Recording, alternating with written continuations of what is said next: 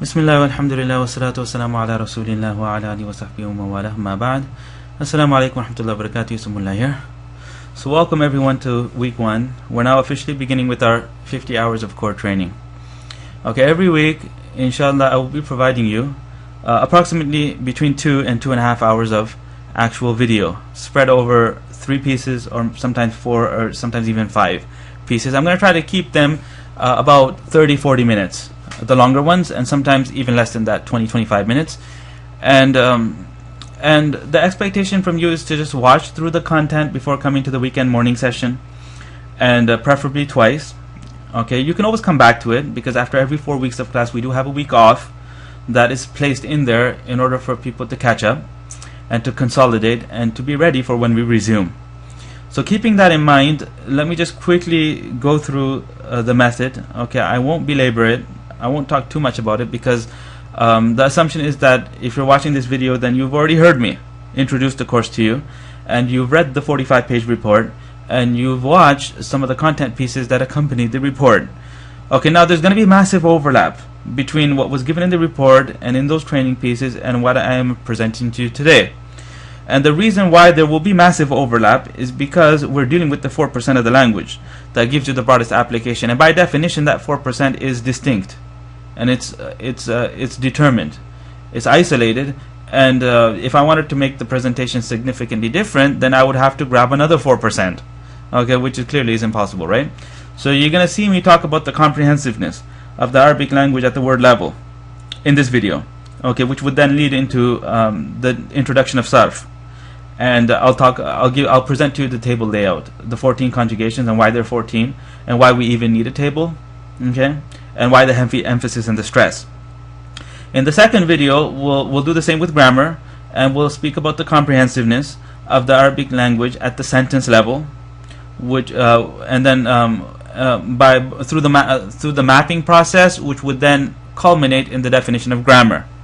Okay, and we'll give you your first exposure to the human emotions and the facial expressions analogy. Okay, and in the third video, we'll develop the past tense verb by filling the slots. And that's it. That's week 1. Okay, and in week 2, we'll introduce more grammar terminology. Okay, more of the system will be revealed in week 2. Okay, and phrases will be spoken about specifically, which we did not do in the report, and which we did not do in the training videos that accompanied the report. And in the third week of class, we'll wrap up the introductory theory, and that would be by talking about sentences and getting into the two major issues that Arabic has that are solved through 2 mechanisms. So what are the mechanisms? What are the solutions to the 2 major problems? And the imperfect verb will also have been introduced and developed. And then the reading text begins in week 3. Okay, the 4 stages of growth were talked about in the training video that accompanied the report. I don't think I need to redo that again. Okay, but the teaching aspects will be repeated. So I'm just telling you in advance that there will be massive overlap and repetition. Okay, and I'm going to need to teach the content assuming that I'm sitting with a brand new group of students. Okay, because if I try to keep it significantly different, then it's going to create awkwardness, and I won't be able to express myself as I would like to. So having said that, let's now begin, inshallah. Another expectation from you is to only aim for 60-70% of the big picture, to understand the overall framework of how the language works. So now what we've done in this 2-year program, we've structured it in a particular way that we spent 2.5 weeks giving theory only, no examples, very few examples, no practice. Okay, and then from the 3rd week of class we start the reading text, and then this continues until the end of the 6th month, guided reading stories of the prophets 1, which we spent about 16 weeks on, and then guided reading stories of the prophets 2, which we cover in 4 weeks. Okay, so and then the grammar text, the 132-page best book in the world for grammar, which continues for 6 months. And then in the 2nd year of the program we have tafseer, and we have a couple of books from Imam al-Ghazali. We have some balagha, rhetoric, advanced topics, and we have half of our classes taught in Arabic medium. So all of this is being done based on one purpose, and that purpose dictates all of our method, and that is to appreciate the miracle of the Quran. Because the Quran, what makes the Quran miraculous, and what makes it, what dumbfounded the Arabs was the special use of the language within the Quran. Okay, so that would be by understanding the basic mechanism of how meanings are conveyed, and knowing that a single meaning in Arabic can be conveyed in hundreds, if not thousands, of different ways. So if you have a verb and two nouns, you can arrange that in 6 different ways. Okay, Zayd hit Amr, you can do that in 6 different ways. So from those 6, one will be standard. So everything else being equal, that's what you would say. But then we have 5 others. So what do we do with those 5 others? So they're all unconventional, and they're all to be used at various stages, depending on the requirement of the situation. Okay, so there's an entire area of Arabic that speaks about what to do with the flexibility. Okay, hopefully this is clear, right? That you can convey the meaning in numerous ways, and then there's an entire area of the language that tells you what to do with the flexibility. So when the Quran uses the most appropriate structure from the hundreds, if not thousands, of ways that meaning could be conveyed, and then you combine with that metaphor and metonymy and the arguments, okay, because within the Quran we have logical arguments to establish the core beliefs of monotheism, messengership, and the afterlife, and then preempt and refute the arguments presented by the non-believers, the disbelievers, the pagans, the polytheists, and the various groups. So all of that is done in an extremely efficient way within the Quran, because the basis of Quranic expression is on brevity. So a lot of it will be there, but a lot of it will be ellipsis and parentheses, and it won't be there. Okay, so the language dictates a lot of that. Okay, so this is what we mean when we say tafsir. So in our second year of the program, we start immediately with tafsir. And when we're doing tafsir, we're giving you a top layer translation, and then we're also giving you an extended translation with all of the parentheses and the ellipses. You see? And then we have a special method. Okay, we'll speak more about how we conduct the tafsir sessions as we get closer to it, as we get closer to the indirection of the topic in the second year. Okay, and then we also teach half of our classes in Arabic medium. So the instructor would be teaching in Arabic, so that would give you the listening comprehension, and it would also give you how to formulate sentences when speaking normally. So it's not just about academic reading, but it's also about communicating. So the teacher will then instruct you to create essays, and he'll give you assignments where you have to watch particular pieces from scholars giving sermons, or just newscasts or anything. So everything that we're giving you here is not only will give you the strong reading comprehension, but it will also, as a welcome byproduct, lead to conversational fluency, but it has to be done later. So that's my point right now. So the focus is on understanding how the language works. Okay?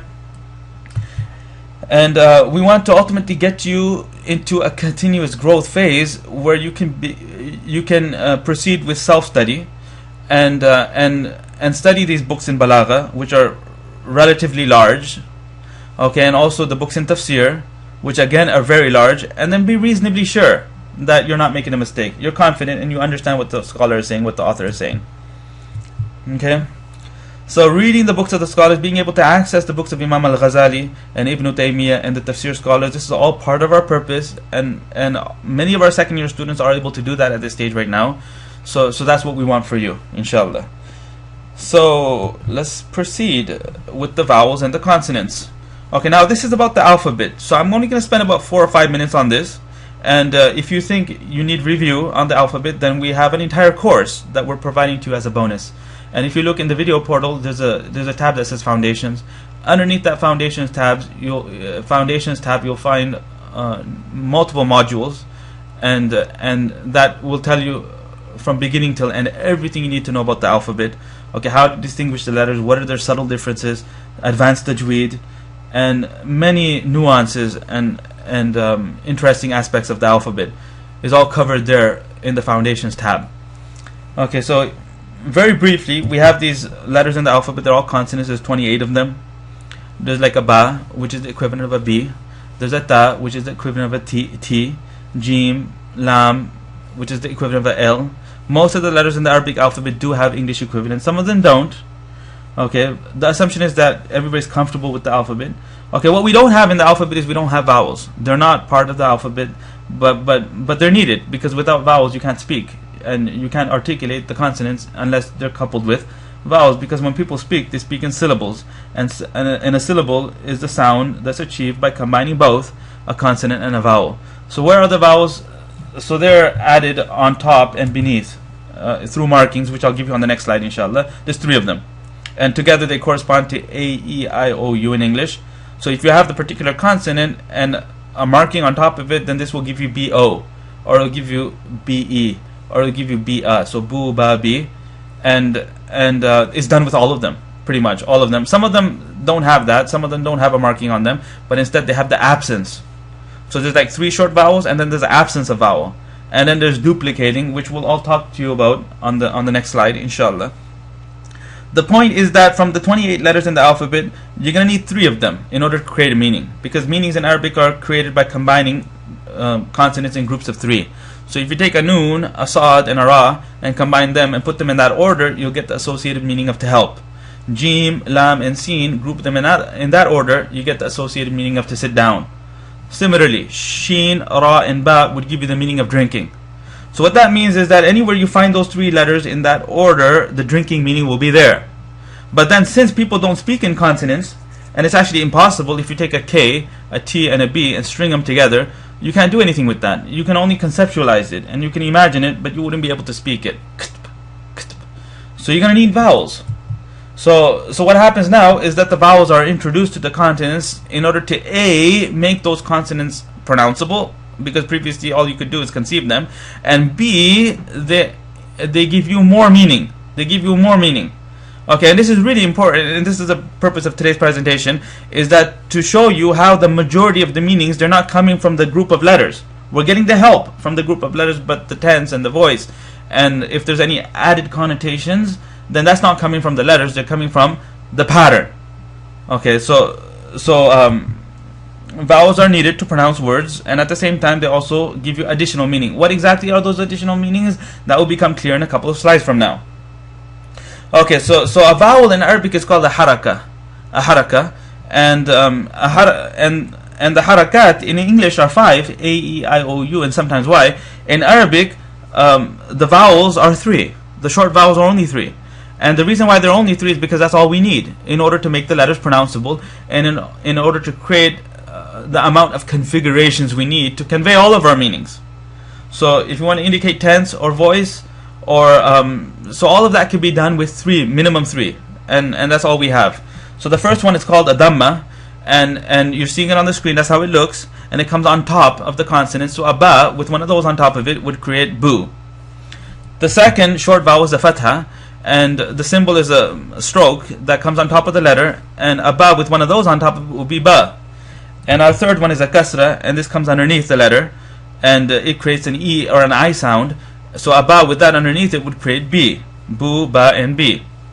Okay, now that's the bare minimum. You'd need a consonant and you need one of those in order to create a syllable. But sometimes syllables are 3-lettered. Like in English, we can have like many 3-lettered words, like the word fun. So the fa at the front is voweled, because without that vowel, then you can't do anything with it. Okay, but you put the vowel because fa, and then you can stop there, or you can add an N and say fun, fun. So, but then that N does not initiate a new syllable. You see what I'm saying? So whenever you have a consonant ending an already begun syllable without creating a new one, then there's no vowel there on that second consonant, but instead it would be absence of vowel. We call that sukun, and it's represented with a circle. Okay, so like for example, that word sukun at the top, the sin is voweled with the dhamma, the kaf is voweled with the dhamma, the waw there is not voweled, but instead is prolonging the dhamma, so we get ku, and then the end is nothing, just kun. So that noon, the last letter, I would consider that sakin, sukun. Okay, now the last thing is that in English, when you have a word that has 2 syllables, and the first syllable ends in the same consonant that the second syllable begins in, then what they do in English is they write the letter twice, like the word funny or the word pretty. So funny is F-U-N-N-Y, and pretty is T-T-Y at the end.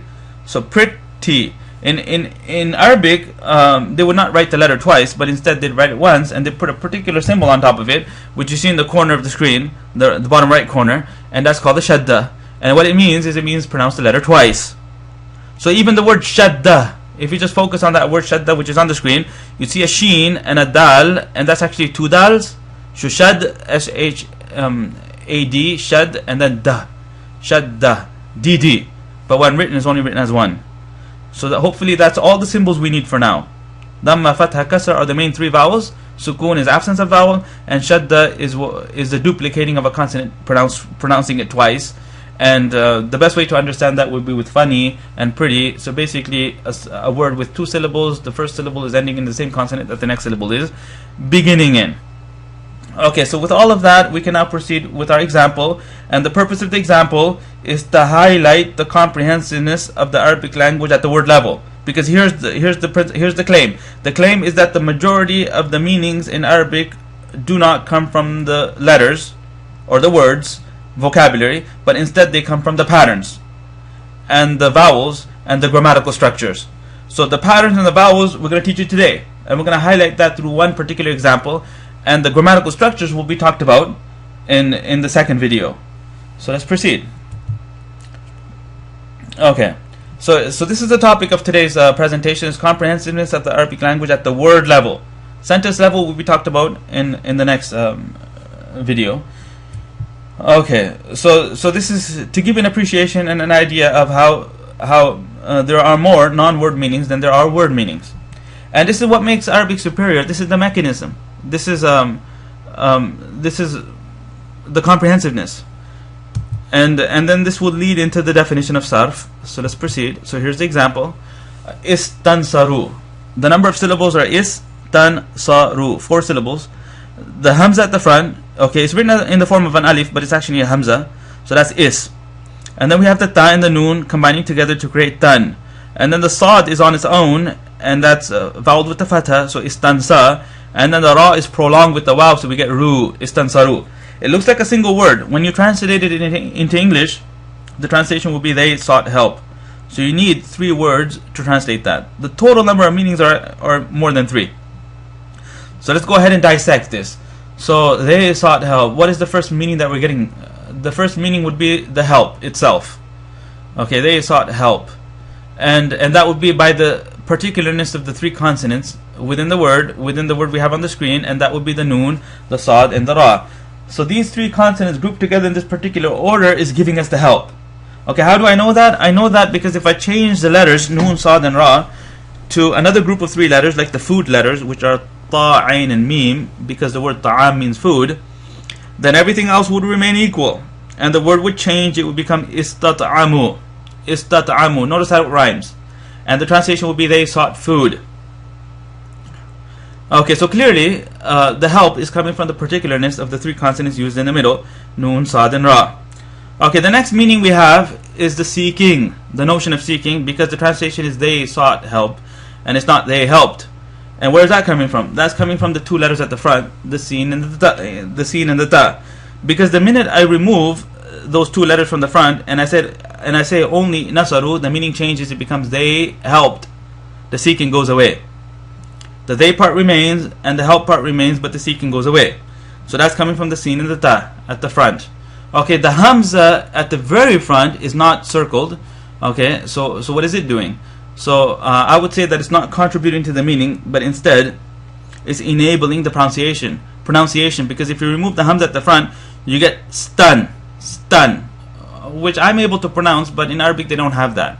Many Eastern languages, they don't have words that begin with a consonant followed immediately by another consonant. Like stun is st, straight away. But instead they would have the s followed by a vowel and then the t followed by another vowel. So this is why people say sakul, or they say iskul.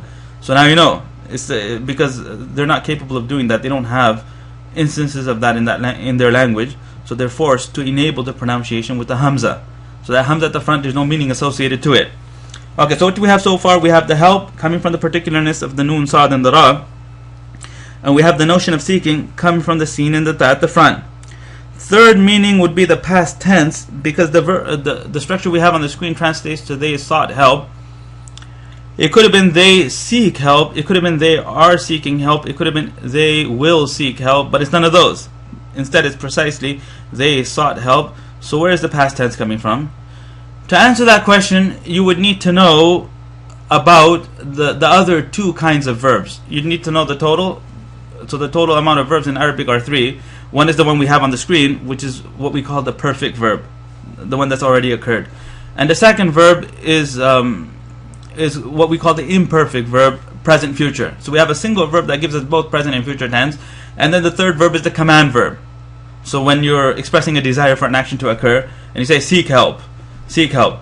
So by knowing what distinguishes the imperfect and the command from the one we have on the screen, we will be able to identify where we're getting the past tense from.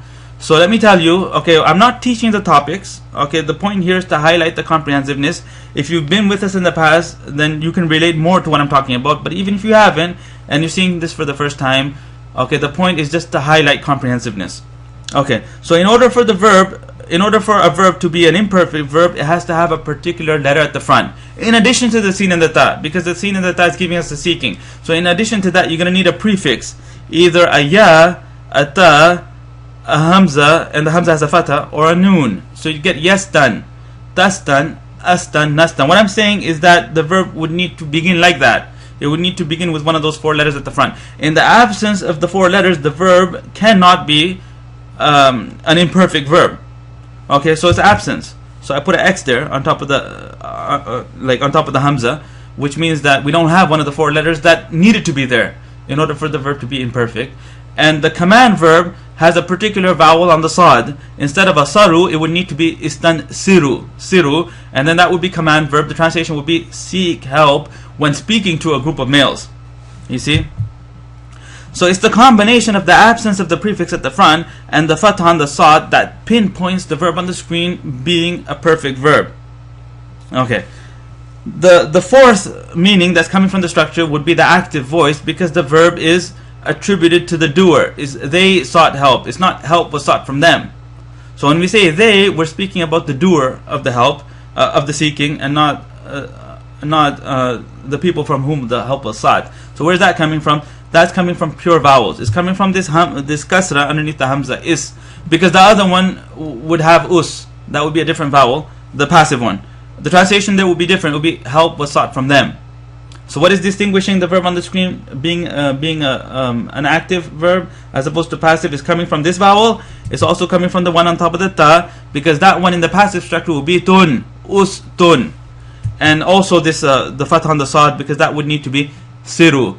So here it is, us, tun, siru. And I don't have it written on the screen because, again, I'm not teaching the topic. It's just that it would need to be different. If you understood the fact that that one would be different and how it would be different, then that's sufficient for our purposes right now. So we have istan saru as opposed to ustun siru. And this topic of how to create passives will be given at an appropriate time.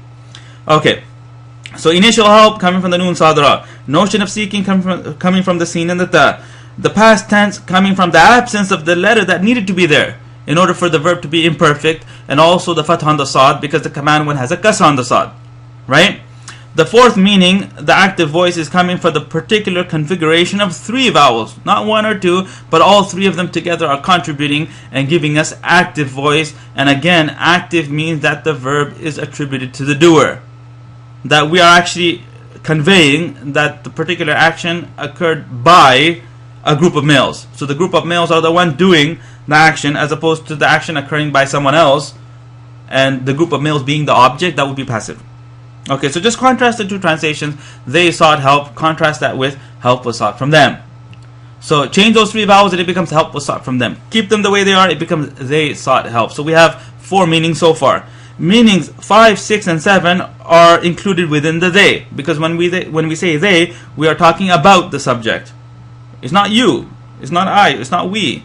Okay, and then beyond that, it's males, because had it been a group of females, then the letter for that would be a different letter, and that different letter will be taught you in the third video of week 1. The point right now is not to give you the total possible ways that the meanings can be conveyed, but it's just to show you that what we have on the screen is particularly the group of males. So the masculine gender is coming from the wow, okay, because for females it would be another letter. And the fact that it's a group is also coming from the wow, and the fact that we're talking about them is also coming from the wow. So let's recap that quickly. So the first meaning is the help, coming from the particularness of the noon, sad, and the ra. The second meaning is the notion of seeking, coming from the sin and the ta at the front. And the third meaning is the past tense, and this is coming from ruling out the other two kinds of verbs in the language, because the total is 3. It's like if you have a house that has 3 rooms in it, and the person walks in the house through the door, and there's no windows, and we go check in the first room, he's not there, check in the second room, he's not there, what does that mean? That means by rational necessity, he needs to be in the third, he can't be in neither. Okay, because we've already determined that it's a verb. Okay, so we've ruled out present, future, we've ruled out command, so that means, and how is that done? That's done by the absence of the prefix at the front, okay, which needed to be there in order for the verb to be imperfect, and also by the fath on the sad, because in the case of the command, that sad would have had a kasra, istansiru. Okay, and then the meaning would totally change. It would become seek help when speaking to a group of males, as opposed to talking about a group of males. So you see, just a single change in the vowel radically changes the kind of verb, and the entire translation, everything changes. It's no longer third person, it becomes second person. You see, so keep that in mind also. And then the fourth meaning would be the active voice, and that's coming from pure vowels, not one vowel, but a configuration of all three of them together, giving us the active voice. Meanings 5, 6, and 7, the masculine gender, the plurality of the subject, the fact that it's a group, and the third person aspect of the subject, all three of those meanings are coming from the waw at the end. So what is this? This is comprehensiveness at the max. That what looked like a single word, is conveying 7 meanings. English tried to do this, and they needed 3 words to do it. They said they sought help, and even that's not precise, because they does not distinguish between a group of males and a group of females. But whereas our letter, the waw, clearly means a group of males, because if I wanted to say group of females, I would have used another letter. You see? So this is comprehensiveness, and this is why if you take a passage in Arabic and translate it into English, you would need at least 3 times the amount of words. Previously I used to say 2, but if you look at it, it's actually 3 times the amount of words you'd need. Like, just look at what's on the screen. This is a hadith of the Prophet ﷺ. He said, "U'titu jawami al-kalim." I was given words of great comprehensive meaning. Okay, وَاخْتُصِرَ لِيَ الْكَلَامُ اخْتِصَارًا. And speech was really made concise for me. Really. Okay, the word really is not there in the translation, but it's really made concise for me. Okay, so he's talking about his own aptitude and his talent, because he was more eloquent than everyone. Okay, Allah subhanahu wa ta'ala gave him a particular impactful speech that he was able to convey his meaning better than anyone. Okay, but he's also talking about the language, because the language has these things built into it. So now count the number of words, what looks like words. Okay, like we're not going precise. U'titu, that's 1. Jawami, 2. Al-kalim, 3. And then the wa is a word. Okay, it means and. And then ukhtusir would be number 5. Li, number 6. Okay, al-kalam would be 7, and ikhtisaran would be 8. 8. 1, 2. Now compare that to the English. Okay, I was given words of great comprehensive meaning. 1, 2, 3, 4, 5, 6, 7, 8. 9, and speech was really made concise for me. Okay, you see? 8 in Arabic. Okay, over in English we have 1, 2, 3, 4, 5, 6, 7, 8, 9, 10, 11, 12, 13, 14, 15, the word really. 15.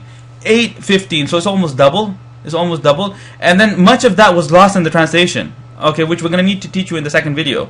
Like if I spent some more time on it and tried to give you the precise exact translation of what's there in the Arabic, I would need even more than 15. You see, so that's your first exposure at comprehensiveness. So the majority of the meanings, they're not coming from the words.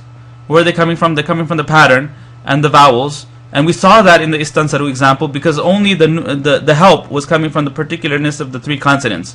The rest of the meanings, they weren't coming from the consonants, they were coming from the pattern and the vowels. And when I say pattern, I'm talking about the configuration of the vowels, and I'm also talking about the absence. Okay, which we use to distinguish from the imperfect verb, and the letter at the end, the designated letter at the end, the waw, that was giving us the group of males. Okay, so we have here the letters. That was the first meaning, was the letters one, the noon, the sad, and the ra. But beyond that, they weren't coming from the letters, they were coming from the vowels. Okay, the pattern. Okay, and the seen in the ta is part of the pattern, and then the absence, which we use to distinguish from the imperfect verb. So this is what it's all about. Okay, so the help was coming from the dictionary. The rest of the meanings, the dictionary assumed that you already knew them. In other words, you can't use a dictionary unless you know this. So where are they coming from? They're coming from this particular science, which we call sarf. So meanings 2 through 7 are coming from sarf. So basically, sarf has an A and a B. Patterns and endings. Sarf is the science of classical Arabic that gives you A, patterns of vowelization, which often involves the addition of non-base letters. Okay, Yeah, so it includes these vowel configurations, and it also includes the non-base letters, and together that is what we call patterns, and it gives you the tense, the voice, and the added connotations. In our example, it was the notion of seeking, that's coming from the pattern. And then it gives you the designated endings, or the suffixes, or that letter at the end, that wow at the end, and that gives you the gender, the plurality, and the person of the one doing the verb. Okay, so now 2 of our 3 topics that we wanted to cover in this first video are now over. We've highlighted the comprehensiveness of the Arabic language at the word level, and we've given you the istansaru example to do that, and that led to the definition of sarf. So one more time, what is sarf? Sarf is the science of classical Arabic that gives you patterns and endings.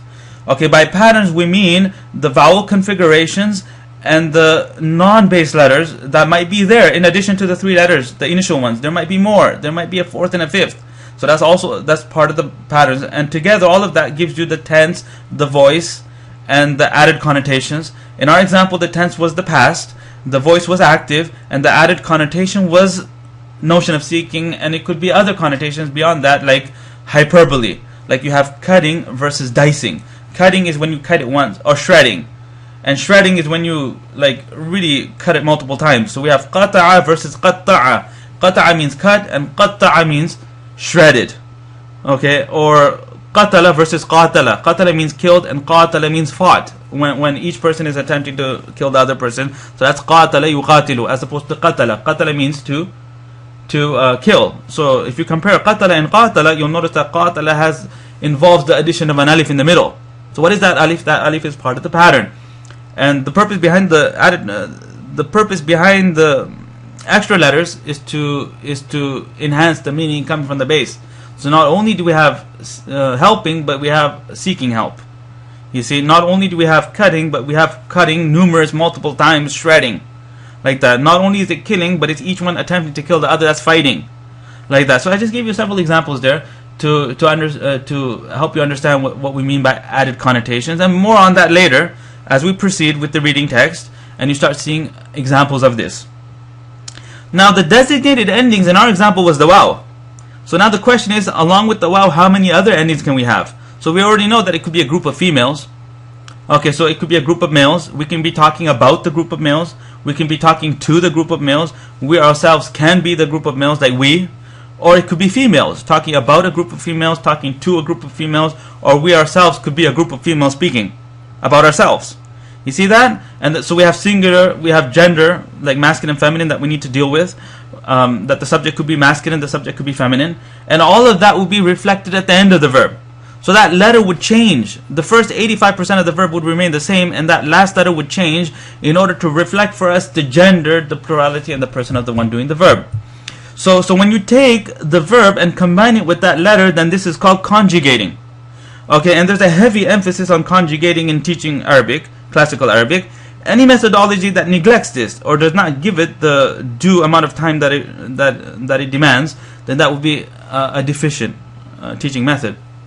Okay, why do we have so much heavy emphasis on conjugating and verb tables? So because we need to know that the one doing the verb is a male or a female. We need to know whether the one doing the verb is one, or is it more, is it a group, and whether we're talking about them, talking to them, or are we ourselves the one doing the verb. And this impacts the verb. And here's the important point you need to understand, that in English, number one, the number is small. There's not too many of them. Okay, in Arabic we have this gender, masculine versus feminine. There's no neutral, okay, which is different. In English we'd have an it. We would have a he, a she, and an it. And in Arabic it's only masculine and feminine. So basically all inanimate objects would also have to be assigned a gender, and that's taught in grammar. So right now we just want to give you the number. The number is 2, masculine and feminine. Plurality, we have a dual, which is unlike other languages, because other languages only have singular and plural for them starts on 2. 2 or more is considered plural. In Arabic we have a separate form to indicate 2, and then our plural begins at 3. So singular, dual, plural. So what that means is we have they. We have 4 theys. We have a they that refers to 2 males specifically, and then a they which is group of males, and group starts at 3. And then another they for 2 females, and another they for a group of females. My point is that they'll all be different. Okay, so there's very little overlap. Okay, so in plurality we have singular, dual, plural. Take that number, multiply with the previous number, we get 6. So he, they, she, they. So 1 male, two males, group of males, one female, two females, group of females. And then we have person. Okay, we'll either be talking about the six, or we'll be talking to the six, you speaking to a male, you speaking to two males, you speaking to a group of males, one female, two females, group of females, or we ourselves, like one person speaking about himself, two males speaking about themselves, group of males speaking about themselves. So we'd multiply the number further by 3, we'd get 18. So this is a big number. It's large. Okay, it starts off 18 and then it's reduced to 14, which I'll show you in a couple of slides. But in English, the numbers total 6. What are they in English? He, she, they, you, I, we, and that's all. Okay, so basically it doesn't matter who you're speaking to, whether it's a male or a female, you're going to say you. It doesn't matter that the one you're speaking to is one or a group, you're going to say you. But in Arabic, they'll all be different. Okay, we'll have a different way of saying you to a male, a different way of saying you to a female, a different way of saying you to two males, and a group of males, two females, group of females, so we'll get 6 U's. Whereas English only has 1 U. You get it? And even with they, English doesn't distinguish between whether it's a group of males or group of females. In Arabic, we would have a separate they, and not only one, we'd have 4 of them. Okay, one for the two males, one for the group of males, one for the two females, one for the group of females. You see, so the number is very large. And the next very important point is that in Arabic, the verb and the pronoun are written together in a manner that it looks like a single word, like we saw in the istansaru example. In English, it would not be like that. In English, the verb would remain separate and the pronoun would remain separate. There would be a space in between. You would say he slept, she slept, they slept, you slept, I slept, and we slept. So the slept doesn't change. But in Arabic, it would actually change. It would look as if the same word, the single word, is being repeated 14 times, slightly different. So when the number is large and it looks as if the same word is being repeated so many times, slightly different, then this calls for a table. This calls for a table. So in this session, we're going to give you the table layout, and in the third session of week 1, we'll fill the slots for you, and we'll introduce for you the first of the 3 major verbs, which is the past tense verb. We call it the perfect verb.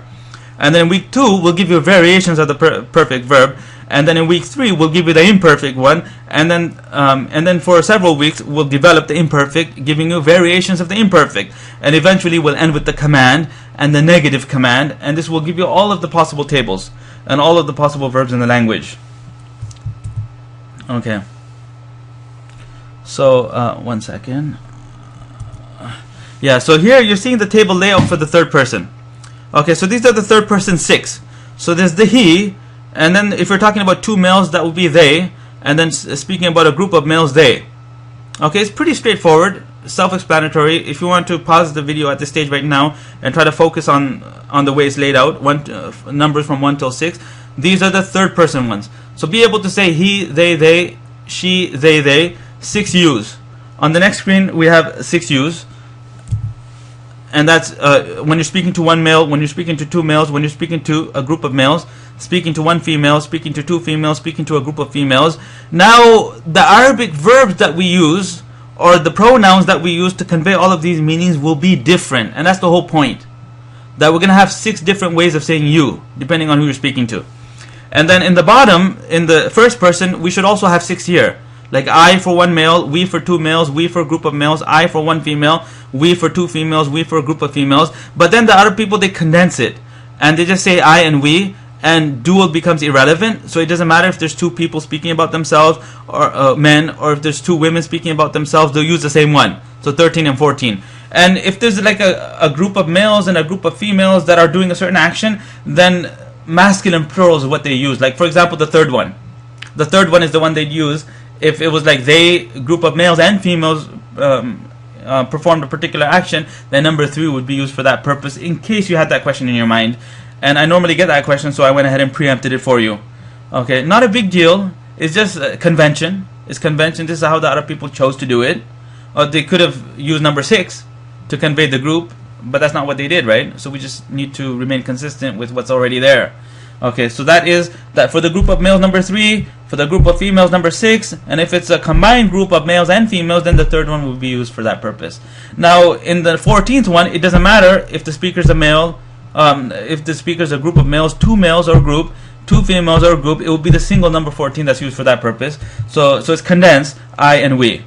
And now it's people now, it doesn't matter. Gender becomes irrelevant, and dual also disappears. And this is our table of 14, and at this stage, all you need to be able to do, is repeat after me: he, they, she, they, 6 yous, I, and we. And this concludes the session. And in the third session of week 1, we're going to give you your first table. In other words, we're going to fill the slots. Okay, and that will be by giving you the model. In other words, the 3 consonants you get from the alphabet, that gives you the meaning of hitting and helping and sitting and standing and eating and drinking. How do you vowel those 3 consonants in order to create the past tense?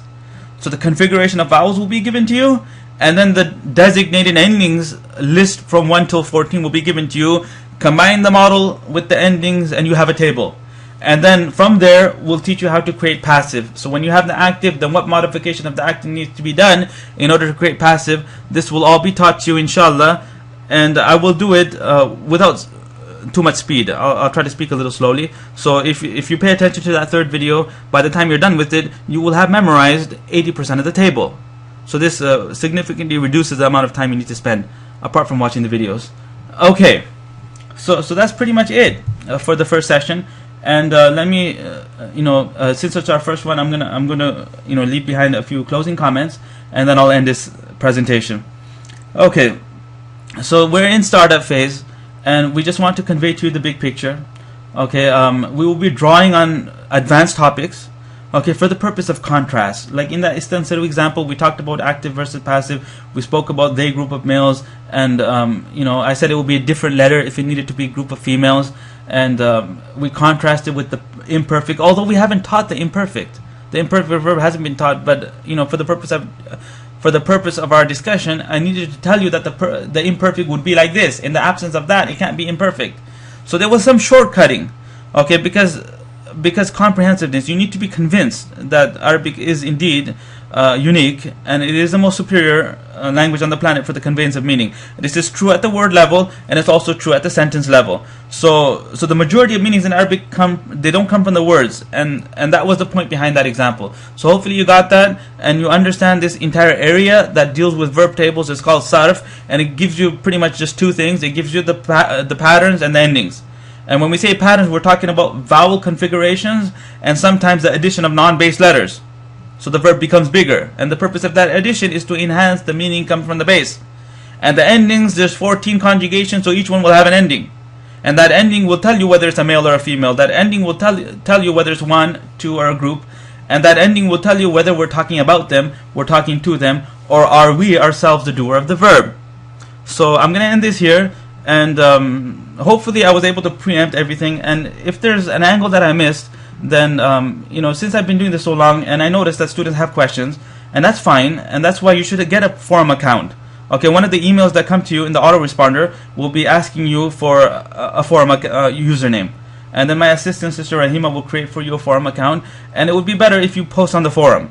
Okay, underneath the video, I don't know, like you can post underneath the video as well. But first, I would recommend reading the transcript, trying to really understand it, and if the question persists, then go ahead and post. I'm not trying to discourage you, but I'm just saying from the 30 angles that could possibly have been talked about, if I miss one angle, then it would be better if you try to figure it out and try to be a little resourceful. And just remember that 60-70% of total comprehension and retention is what we want from you at this stage. Okay, and be able to repeat the 3 topics, like the 3 topics that were covered in this video. You should be able to teach it to someone else. Okay, so that would be by creating your own mini presentation and synthesizing it. And you don't have to parrot my words exactly the same way I did it, but you should have something. Okay, and then you move on to the second video, and we'll see you inshallah in the weekend session. Assalamu alaikum wa rahmatullahi wa barakatuh.